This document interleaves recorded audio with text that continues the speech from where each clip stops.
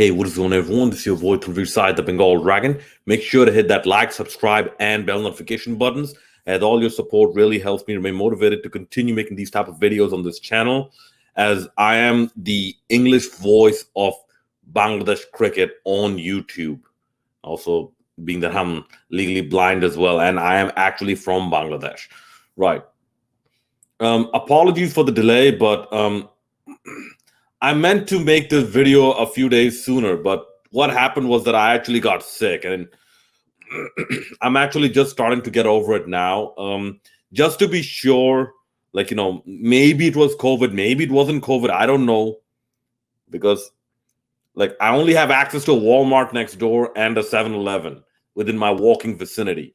And 7-Eleven, I doubt that they're going to carry anything test kit related, or at least I don't think so. The Walmart next door, they keep running out. So I thought, instead of waiting, I'm going to take the booster dose.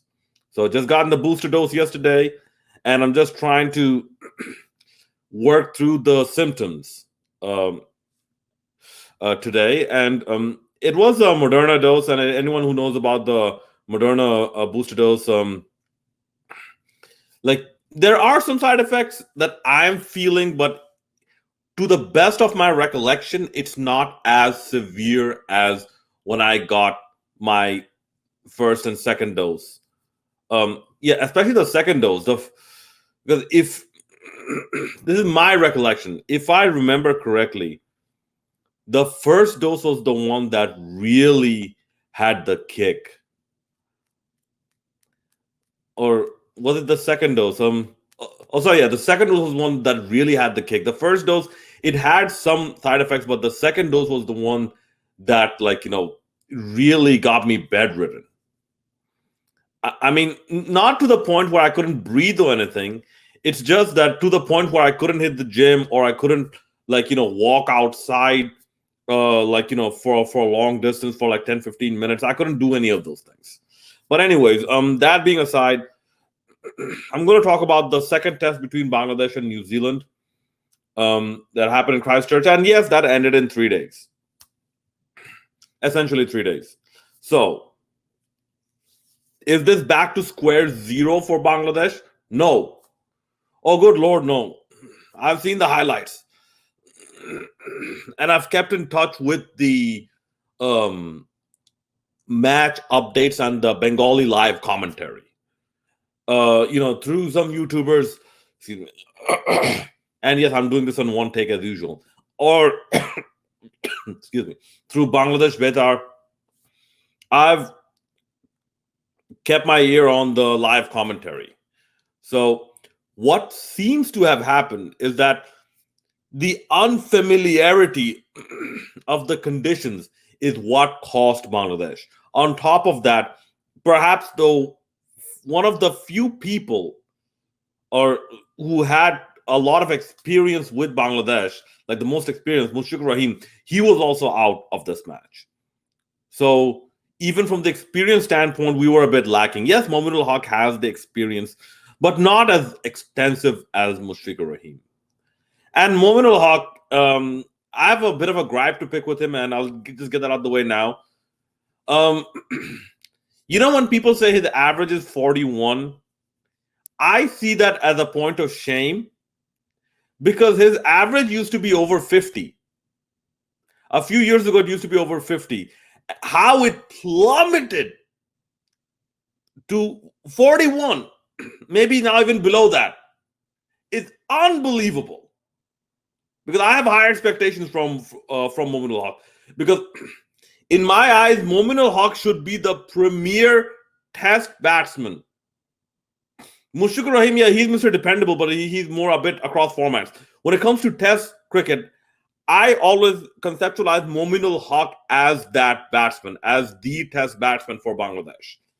And obviously, he's not delivering at the moment, which is sad to see. But in terms of this match in Christchurch, what happened is very clear. Unfamiliar conditions, and especially in the first innings. Obviously, Bangladesh only bowled one innings, and especially in the first day, more specifically, of when they actually bowled or batted.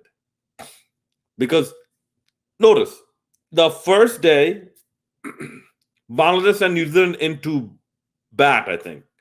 Yeah. Ball is all over the place. Fielding is not that good. Okay. The line and lengths that seems to perhaps worked in Mount Maunganui is not working here. The entire strategy has to change. And it's not like they have faced similar conditions in Bangladesh. No, they haven't. Even Ibadat Hussain, he was very expensive. But to his credit, Shoriful Islam and Taskin Ahmed tried their best to hold it back.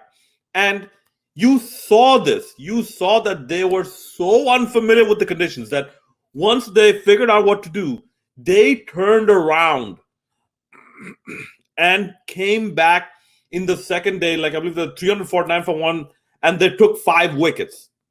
And before adding a 200 runs, they took 5 wickets. So that was a good thing to see from Bangladesh, that quick learning. But there's also a limit to that quick learning, especially if you are in a home ground of New Zealand specifically, where even Ross Taylor says, we know how to bat in these conditions, and indicates that Bangladesh doesn't know how to exploit these conditions. We know how to adjust to the bounce and the pace, and how to exploit it to our advantage whilst batting and bowling. So this is more like a ground-specific type of condition. And this is why when Bangladesh makes spin-friendly wickets, I don't mind. And here's another thing cricket needs to think about. Okay? How is it that a pitch will be called into question only when spinners get the most out of it and not pacers? If pacers and spinners both get the most out of it, it'll be called less into question. However, if you have a pitch that is solely good for the pacers and not the spinners or the batsmen, that pitch will be called a bowling friendly proper test wicket. Okay? Don't you see this as antiquated? This is something that perhaps belongs in the 19th century, not in the 20th, the 19th century, maybe early 20th century. But there you go. That's my position on Bangladesh making spin-friendly conditions. Now, Bangladesh making unplayable conditions, yes, I have a problem with that. But spin-friendly conditions where people like Tamim Iqbal can still score a century. And yes, I'm referring to the test match against Australia,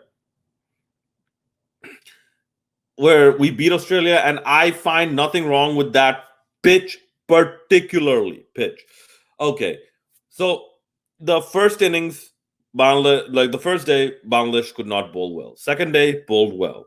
Ibadat Hussain found his line and length, and Ibadat Hussain, hopefully, he's finding his form back. He's finding his true niche, if you will. It's sad that he found his niche when Otis Gibson had to leave, but if someone offers you more money, it's money in the end that pays the bills. You have to pay bills, you have responsibilities, and those are mostly done with the money you earn. Okay, so when it comes to the batting, did you notice the extreme attacking approach that Bangladesh had when New Zealand were bowling first? Remember when I said in my preview, impenetrable defense?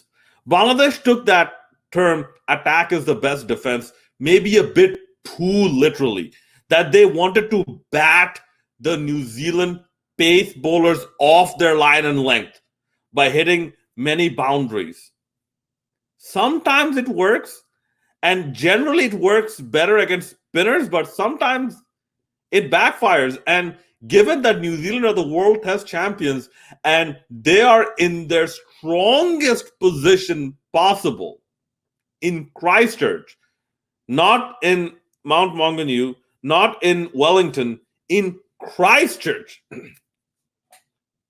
in the Hagley or I don't know. Maybe I just made a fool of myself. Maybe that isn't Christchurch, but no, in Christchurch. If I'm not mistaken, Wellington is a different city. Christchurch is the one where the earthquake happened and whatnot. Okay, and yes, that thing happened. I'm not gonna mention what happened. Yeah, where Bangladesh the Bangladesh team members barely survived. Okay, but the first innings, you just saw like how everyone just were in a procession of just coming and going because they had no idea how to deal with this condition in terms of batting for a long period of time. Yasir Ali Rabbi, he did good. Nurul Hasan Sohan, he did good. But there's only so much they can do.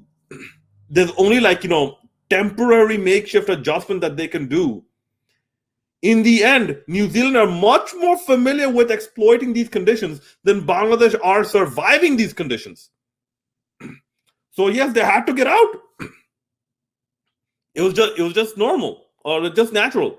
The second innings, however, there you saw a slightly different side of Bangladesh, and there you saw how Bangladesh could have perhaps responded if they had understood the pitch a bit better and batted first. They still don't understand the pitch completely because they only had like 1 day exposure to it as a batter, as a batting side, as batsmen.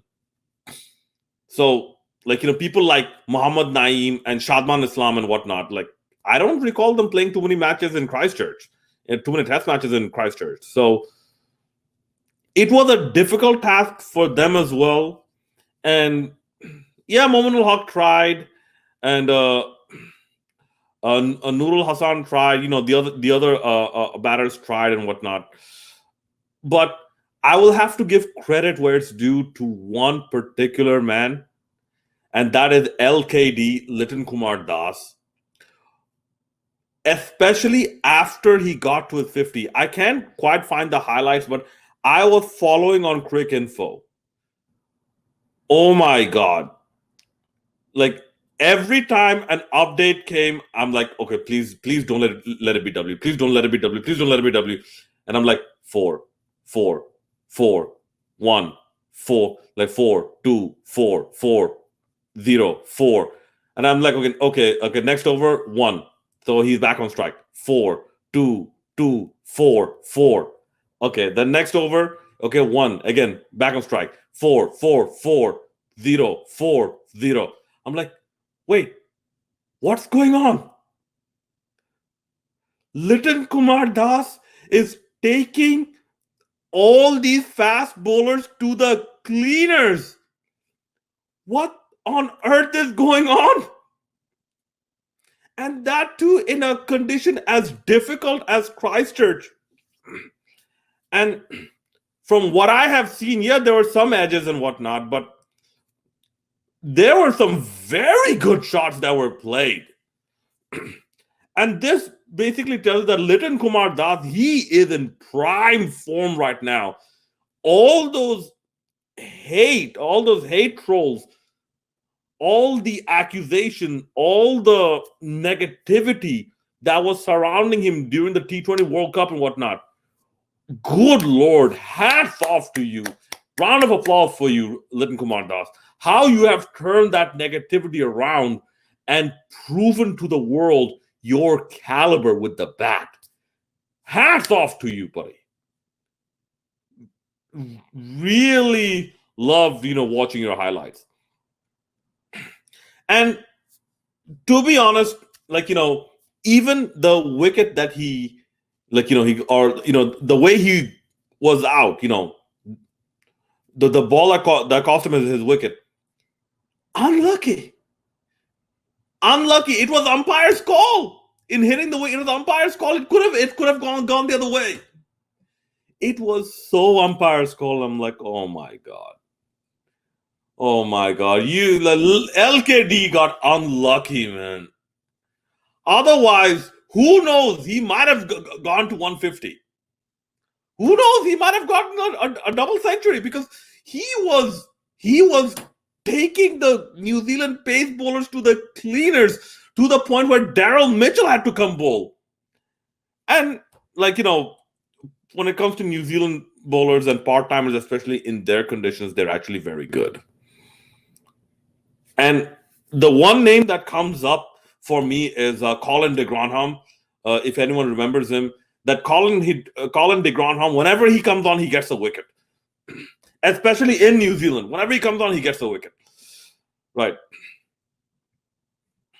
So unfortunately, he got out for 102, but he went out, with a fight back from Bangladesh, which is good to see. And yes, like, we lost the test by an innings.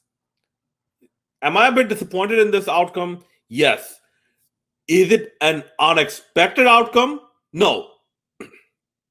Given that New Zealand had to make a comeback, given that this is Christchurch, given that New Zealand are the world champions, New Zealand were at the strongest position. And Bangladesh at least had a batsman who took their bowlers to all parts of the ground. That was very, very encouraging to see, and definitely a very good sign for Bangladesh cricket moving forward. Well, let's hope that Ashwell Prince, maybe he can stick around for at least in some capacity, because if I'm not mistaken, Ashwell Prince is actually might be key in Liton Kumar Das's success, because I believe he told him that just stay in the wicket, you will get the runs eventually. Just stay in the wicket. And that's what LKD started to do. He started to just remain in the wicket, take his time, and once he got in, he did not see the cricket ball like a football.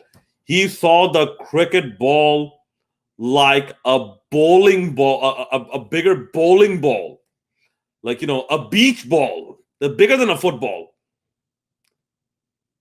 Very easy to see and very easy to put away. And my overall thoughts of this series, this 2-match series in New Zealand, I'll just say one sentence: one step at a time. Everybody, one step at a time. Thank you very much for watching, and please do hit that like, subscribe, and bell notification buttons, as all your support in this way really helps me remain motivated to continue making these type of videos. As I am the English voice of Bangladesh cricket on YouTube. Also, I'm legally blind, and also I'm a Bangladeshi. So, with that combination and that uniqueness coming to this channel and covering Bangladesh cricket, I would really appreciate all your support. Thank you very much, and have a wonderful day.